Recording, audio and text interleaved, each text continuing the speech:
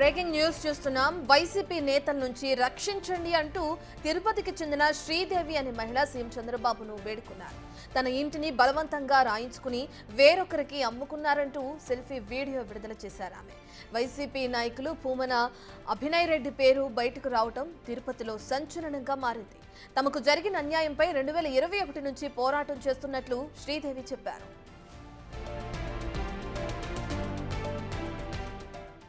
నా ఇంటి సమస్యను పరిష్కారం చేస్తానని వైసీపీ అభినయ్ రెడ్డి ప్రాణ స్నేహితుడైనటువంటి కృష్ణ చైతన్య యాదవ్ 1/10/2021లో వైసీపీ అధికారంలో ఉన్నప్పుడు నా ఇల్లు వ్రాయించుకొని నాకు డబ్బులు ఇవ్వకుండా మోసపూరితంగా మురళీరెడ్డి అనే వ్యక్తికి అమ్మేశారు. నా ఇంటి వద్దకి మురళీరెడ్డి చైతన్య రౌడీలను తీసుకొని నా ఇల్లు తలుపులు పగలగొట్టి నన్ను చంపడానికి ప్రయత్నం చేశారు. నాకు ఎవరు దిక్కులేరు. మా అమ్మ నేను మాత్రమే బ్రతుకుతున్నాం. మా నాన్నగారు ఎక్స్ మిలిటరీ బిఎస్ఎఫ్లో పనిచేశారు. సీఎం చంద్రబాబు నాయుడు గారు, ఉప ముఖ్యమంత్రి అయినటువంటి పవన్ కళ్యాణ్ గారు, నారా లోకేష్ గారు నాకు జరిగిన అన్యాయాన్ని చెప్పుకోవడానికి మీ దగ్గరికి రావాలన్నా నా దగ్గర డబ్బులు లేవు. మీకు దండం పెడుతున్నాను. నన్ను కాపాడండి, నన్ను రక్షించండి. నా ఇంటి మీద అప్పులు ఉన్నాయి. నన్ను అప్పులోళ్ళు చాలా ఇబ్బంది పెడుతున్నారు. ఎలాగైనా మీరే నాకు న్యాయం చేయండి. వైసీపీ వాళ్ళ చైతన్య మురళీరెడ్డి నుంచి నన్ను రక్షించండి. మీరు నాకు న్యాయం చేయాలి, లేదంటే నాకు మా అమ్మకి సావే శరణ్యము. రైట్, ఇక మనం బిగ్ టీవీ స్క్రీన్ పైన విజువల్స్ చూస్తున్నాం. శ్రీనివాస్ నగర్లో తిరుపతిలోని శ్రీనివాస్ నగర్లో నివాసం ఉంటున్న శ్రీదేవి అనే మహిళకు చెందిన ఒక ఇంటిని వాళ్ళు బలవంతంగా రాయించుకుని వేరొకరికి అమ్ముకున్నారంటూ కూడా ఇప్పుడు సెల్ఫీ వీడియోలో ఆవిడ తన బాధని చెప్పుకోవడం కూడా మనం చూస్తున్నాం. అయితే ఈ మహిళ ఇంటికి సంబంధించి ఎవరైతే ఆ ఇంటిని రాయించుకుని తనపైన దాడికి తెగబడుతున్నారో వైసీపీ నేతలు, వాళ్ళల్లో భూమన అభినయ్ రెడ్డి పేరు కూడా ఇప్పుడు బయటకు రావడం తిరుపతిలో సంచలనంగా మారిందని మనం చెప్పుకోవచ్చు. చైతన్య అలాగే మురళీరెడ్డి అనే ఇద్దరు వ్యక్తుల పేరు కూడా ఆమె చెప్తున్నారు. తనకి ఏదైతే అన్యాయం జరిగిందో అన్యాయానికి సంబంధించి 2021 నుంచి కూడా పోరాటం చేస్తున్నానని చెప్పి కూడా తను అంటున్నారు. కానీ ఇప్పటివరకు న్యాయం జరగలేదని కూడా చెప్తున్నారు. మనం స్క్రీన్లో విజువల్స్లో కూడా చూస్తున్నాం. సీసీటీవీ ఫుటేజ్లో రికార్డ్ అయిన విజువల్స్ అవి. ఇక ఆ గేట్ ఏదైతే తను వేస్తున్నా కానీ గేట్ని బలవంతంగా ఎవరిద్దరు వ్యక్తులు లాగి కొంతమంది ఇంటి లోపలికి వెళ్ళడం కూడా మనం చూస్తున్నాం. అయితే నా ఇంటిని రాయించుకున్న తర్వాత నాకు ఎటువంటి డబ్బులు ఇవ్వకుండా నా ఇంటిని రాయించుకుని మా పైన ఈ విధంగా దౌర్జన్యానికి తెగబడుతున్నారు వైసీపీ నాయకులు కానీ వైసీపీ నేతలు అని చెప్పి కూడా ఆవిడ ఆరోపిస్తున్నారు. తనకి ఎవరూ లేరు, తన తల్లి మాత్రమే ఆ ఇంట్లో నివాసం ఉంటున్నామని చెప్పి ప్రస్తుతానికి ఈ కంప్లైంట్ని అటు వెళ్ళి చంద్రబాబుకి కానీ పవన్ కళ్యాణ్కి ఇవ్వడానికి కూడా తన దగ్గర డబ్బులు లేవు, దయచేసి తనని రక్షించండి, తనకి ప్రాణహాని ఉంది వైసీపీ నాయకుల నుంచి దగ్గర నుంచి కూడా అని చెప్పి ఆవిడ వేడుకుంటున్నారు. ఇక మరి చూడాలి దీనికి సంబంధించి మరి ఏపీ సర్కార్ ఏ విధంగా స్పందిస్తుంది, చంద్రబాబు నాయుడు దీనికి సంబంధించి ఎటువంటి చర్యలకు ఆదేశిస్తారనే డీటెయిల్స్ కూడా తెలియాల్సింది. వైసీపీ నేతల నుంచి ముఖ్యంగా తనకి ప్రాణహాని ఉంది అని చెప్పి కూడా తనని రక్షించాలని చెప్పి కూడా శ్రీదేవి అనే మహిళ సీఎం చంద్రబాబుని వేడుకుంటున్న విజువల్స్ కూడా మనం చూసాం. అయితే అసలు ఎప్పుడు ఈ ఇంటిని అమ్మడం జరిగింది, ఎప్పుడు దీనికి సంబంధించి వీళ్ళందరూ కూడా తన ఇంటికి వచ్చి ఈ విధంగా దౌర్జన్యానికి తెగపడ్డారనే డీటెయిల్స్ అందించడానికి ప్రతినిధి దామోదర్ అందుబాటులో ఉన్నారు.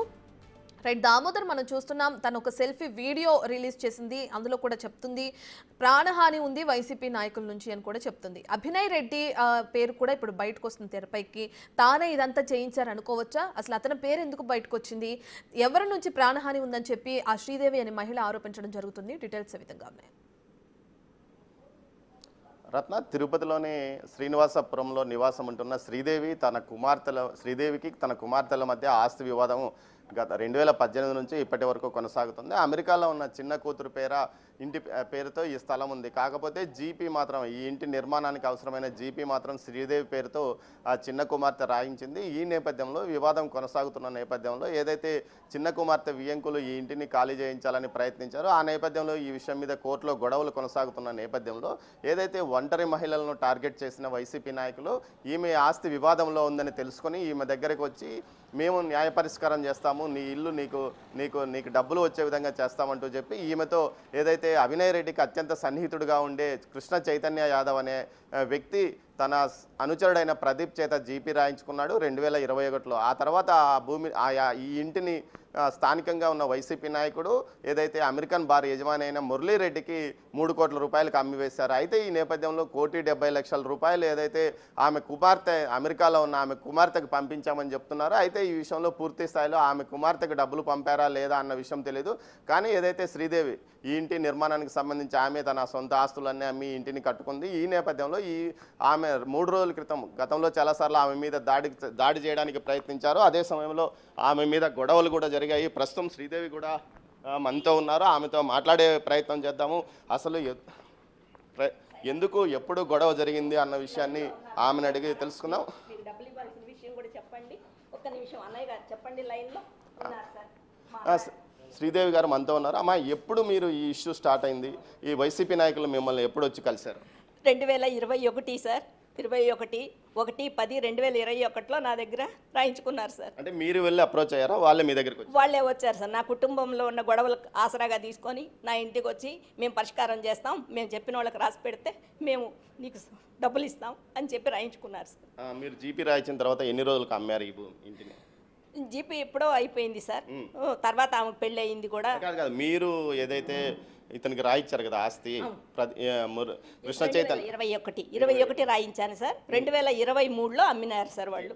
అమ్మిన విషయం మీకు తెలిసిందేమో? నాకు తెలియదు సార్. అతను వచ్చి ఇంటికాడికి వచ్చి నేను కొనేసినాను, నేను డబ్బులు మీ అల్లుడు వాళ్ళకి కట్టేసినాను, మీరు వెళ్ళిపోండి అని నన్ను బెదిరించడానికి వచ్చినాడు సార్. అప్పుడు వాళ్ళేమో వచ్చి రిజిస్టర్ చేయలేదు నీకు, నేను ఎవరికైతే ప్రతీపుకు చేసినానో అతని ద్వారా నువ్వు చేయించుకొని ఉండవు, నాకు కట్టకుండా డబ్బులు వాళ్ళు ఎవరికి కట్టేది, అసలు నా ఇల్లు వాళ్ళు ఎవరు అమ్మేదానికి, నాకు ఇంకా వేరే ఆధారం లేదు, నా అమ్మగారు ఆశంతా తెచ్చి కట్టుకున్నాను, నాకు ఇంకా ఇది తప్ప వేరే లేదనేసి బ్రతిమలాండా వాళ్ళు నన్ను చాలా హింస పెట్టి గతంలో కూడా ఇలాగే దౌర్జన్యం చేస్తే ఎఫ్ఐఆర్ కట్టించినాను సార్. పోలీసులు జరుగుతూ ఉంది, ఆ కేసు కూడా కోర్టులో కూడా వేసున్నాను, అది జరుగుతూ ఉంది.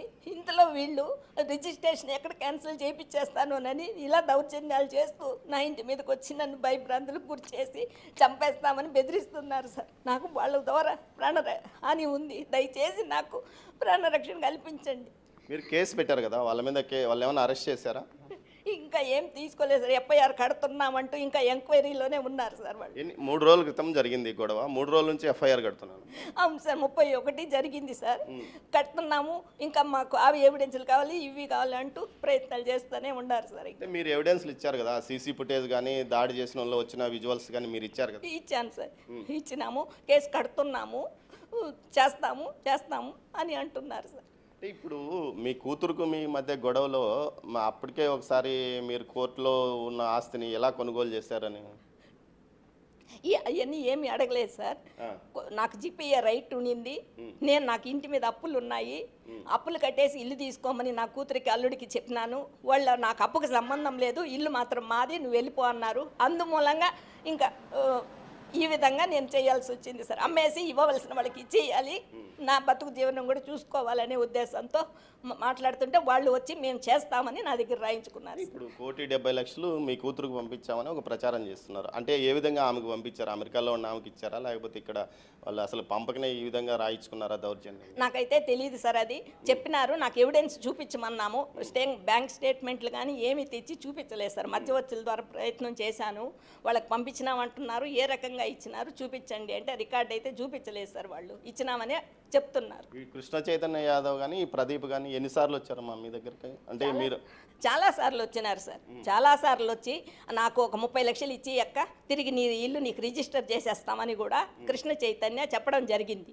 నేను ఇవ్వలేను, ఇప్పుడే నేను ఇవ్వవలసిన వాళ్ళ కోసమే ఇవన్నీ చేస్తున్నాను కాబట్టి నేను ఇవ్వలేను, నా ఇల్లు నాకు ఇచ్చేయండి. ఏదైతే రిజిస్ట్రేషన్ మీరు నాకు రూపాయి ఇవ్వకుండా రిజిస్ట్రేషన్ చేసుకున్నారు, అలాగే నా ఇల్లు నాకు రిజిస్ట్రేషన్ చేసిందంటే చేయలేదు సార్. వాళ్ళు తిరిగి ఇవ్వకుండా ఇవన్నీ అమ్మేసి ఆడ మనిషి ఇవేం చేయలేదు అనేసి ఒంటరి మహిళ అని ఆసరా తీసుకొని నా ఇల్లు వేరే వాళ్ళకి ఈ విధంగా అమ్మేసినారు సార్. మీరు అంటే ఇప్పుడు మళ్ళీ సీఎంకి విజ్ఞప్తి చేశారు, మరి అక్కడ నుంచి ఏమన్నా మీకు రెస్పాన్స్ వచ్చిందా? ఎవరో ఫోన్ చేసినారు సార్, అడిగారు, అది ఇంకా నాకు తెలియదు సార్. ఏదైతే రత్న ఒంటరి మహిళలు, ఏదైతే ఇబ్బందుల్లో ఉన్న మహిళలు, వివాదాల్లో ఉన్న ఆస్తిని టార్గెట్గా చేసుకొని వైసీపీ నాయకులు ఈ విధమైన చర్యలకు పాల్పడుతున్నారంటూ ఈమె చెప్తున్నది. ఈమె వద్దకే వారు వచ్చి నీ ఆస్తి వివాదాన్ని పరిష్కరిస్తాము, మీకు న్యాయం చేస్తామంటూ వచ్చి ఈమెతో జీపీ రాయించుకున్నారు. జీపీ రాయించుకున్న తర్వాత ఈమెకు తెలియకుండా ఈ ఆస్తిని అమ్మివేశారు. తర్వాత ఆమె కూతురును టచ్లోకి వెళ్ళి ఆమెకు డబ్బులు ఇచ్చామని కూడా చెప్తున్నారు. మొత్తం మీద తల్లి కూతుర్ల ఆస్తుల వివాదంలోకి మధ్యలో చేరిన వైసీపీ నాయకులు ఈ భవంతిని కొట్టేయాలని చూశారు. దీంతోపాటు దీన్ని 3 కోట్ల రూపాయలకు అమ్మినట్లు మురళీరెడ్డి తాను కొనుగోలు చేసినట్లు మురళీరెడ్డి చెప్తున్నాడు. 1,70,00,000 ఆమె కూతురుకు వెళ్తే మిగతా డబ్బులు ఎవరికి చెందినట్టు? ఈమెకు చెందలేదు, అదేవిధంగా వాళ్ళ కూతురుకు వెళ్ళలేదు. అసలు 1,70,00,000 వాళ్ళ కూతురుకు చెల్లించినట్లు ఏదైనా ఆధారాలు చూపించమంటే అవి కూడా చూపించలేదు. ఏదైతే జీపీ ఈమె పేరుతో ఉంది, ఈమె ఇంట్లో ఉన్న ఆమెను కాదని ఈమె సంతకం పెట్టకుండా ఏ విధంగా ఏదైతే కొనుగోలు జరిగిందన్న విషయం మీద కూడా చర్చ నడుస్తుంది. మొత్తం మీద వైసీపీ నాయకులు గతంలో ఏ విధంగా ఒంటరిగా ఉన్న వారిని, అదేవిధంగా వివాదాల్లో ఉన్న ఆస్తిని టార్గెట్గా చేసి ఆస్తుల స్వాధీనానికి ఏ విధంగా ప్రయత్నించారో శ్రీదేవి యొక్క ఉదంతం ఒక ఉదాహరణగా చెప్పవచ్చు. మొత్తం మీద ఈ ఘటనకు సంబంధించి పోలీసులు కేసు దర్యాప్తు చేస్తున్నామంటున్నారు. ఎంఆర్పల్లి పోలీస్ స్టేషన్ పరిధిలో కేసు నమోదై ఉంది. అయితే ఇప్పటి వరకు దీనికి సంబంధించి ఈమె పూర్తి స్థాయిలో ఆధారాలు ఇచ్చినప్పటికీ ఎలాంటి చర్యలు చేపట్టడం లేదని తెలుస్తోంది రత్న. దామోదర్, అయితే ఏదైతే కొంత అమౌంట్ని తన కూతురికి ఇచ్చామని చెప్తున్నారో మరి తను ఏమైనా స్పందించారా? ఇప్పటికే పోలీసులకి కేసు చెప్పి ఇది అంటే ఏ విధంగా అయితే గుండాలు ఇంటిపైకి వచ్చి దాడికి పాల్పడ్డారో ఆ ఘటనకు సంబంధించి సీసీటీవీ ఫుటేజ్ వచ్చినా మరి పోలీసులు ఎందుకు కేసు నమోదు చేసుకోవట్లేదు, దానికి సంబంధించిన డీటెయిల్స్ ఏ విధంగా ఉన్నాయి? 31వ తేదీ రాత్రి ఈమె ఇంటి వద్దకు ఏదైతే మురళీరెడ్డి కానీ కృష్ణ చైతన్య కానీ కొంతమందిని తీసుకొని వచ్చి గొడవకు పాల్పడ్డాడు. ఈమె ముందు జాగ్రత్త చర్యగా ఈ ఇంటికి సంబంధించి సీసీ ఫుటేజ్ కూడా ఏర్పాటు చేసుకున్న పరిస్థితి. ఈ నేపథ్యంలోనే ఈ వివాదం కొనసాగిందని కూడా తెలుస్తుంది. అయితే ఈ సంబంధించి స్థానికులుగా కొంతమంది అయితే సిపిఐ నాయకులు కానీ కొంతమంది ప్రజా సంఘాలు కానీ ఇక్కడికి చేరుకొని విషయాన్ని తెలియజేశారు. వారు కొన్ని వీడియోలు తీసి ఎవరైతే దాడికి వచ్చారో ఆ దాడికి వచ్చిన వారి విజువల్స్ మురళీరెడ్డి, ఏదైతే అమెరికన్ బార్ యజమాని మురళీరెడ్డి, అదేవిధంగా కృష్ణ చైతన్య, ప్రదీప్ అనే వ్యక్తులు ముద్దుగా ఉండి ఇంటిపైన కొంత పగలగొట్టడానికి ప్రయత్నించారు. అక్కడే ఉన్న స్థానికులు వారి మీద గొడవకు దిగారు. అదేవిధంగా ఇక్కడున్న మహిళలు కూడా కొంత వీరిని అడ్డుకోవడానికి ప్రయత్నించిన నేపథ్యం. ఆ తర్వాత జరిగిన పరిణామాలతో ఎంఆర్పల్లి పిఎస్లో కేసు నమోదు చేశారు. అయితే ఇప్పటి వరకు పోలీసులు ఎవరిని అదుపులోకి తీసుకోలేదు, ఎలాంటి చర్యలు చేపట్టలేదు. కేవలం అయితే కేసు నమోదు చేశామని చెప్తున్నారు. అది కూడా ఏదో చిన్న సెక్షన్స్తో కేసు నమోదు చేశారని చెప్తున్నారు. అయితే బాధితురాలు చెప్తున్నది ఏమంటే గడ్డపారలు తీసుకుని తమ ఇంటి మీదకి దాడికి వచ్చారు.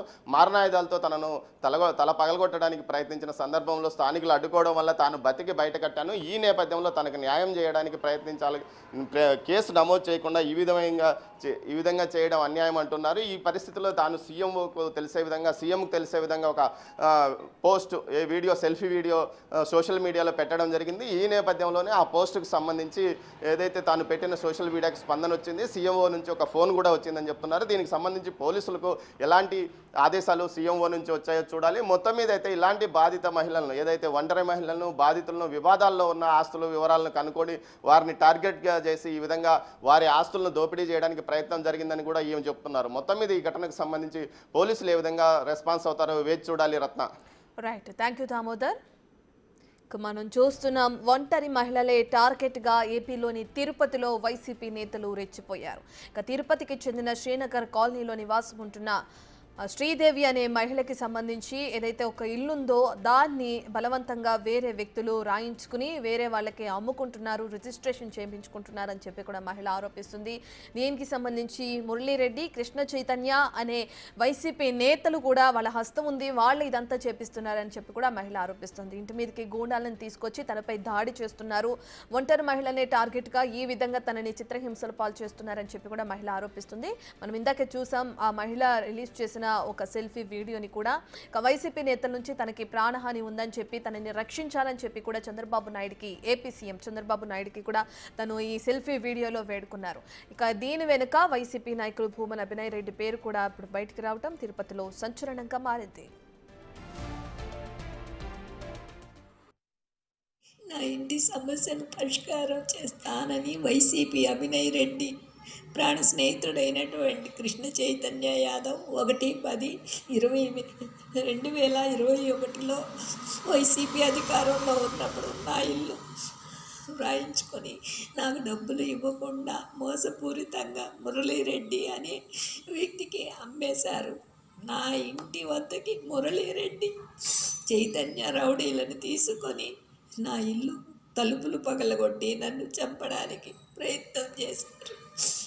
నాకు ఎవరు దిక్కులేరు. మా అమ్మ నేను మాత్రమే బ్రతుకుతున్నాం. మా నాన్నగారు ఎక్స్ మిలిటరీ బిఎస్ఎఫ్లో పనిచేశారు. సీఎం చంద్రబాబు నాయుడు గారు, ఉప ముఖ్యమంత్రి అయినటువంటి పవన్ కళ్యాణ్ గారు, నారా లోకేష్ గారు నాకు జరిగిన అన్యాయాన్ని చెప్పుకోవడానికి మీ దగ్గరికి రావాలన్నా నా దగ్గర డబ్బులు లేవు. మీకు దండం పెడుతున్నాను, నన్ను కాపాడండి, నన్ను రక్షించండి. నా ఇంటి మీద అప్పులు ఉన్నాయి. నన్ను అప్పులోళ్ళు చాలా ఇబ్బంది పెడుతున్నారు. ఎలాగైనా మీరే నాకు న్యాయం చేయండి. వైసీపీ వాళ్ళు చైతన్య మురళీరెడ్డి నుంచి నన్ను రక్షించండి. మీరు నాకు న్యాయం చేయాలి, లేదంటే నాకు మా అమ్మకి సావే శరణ్యము.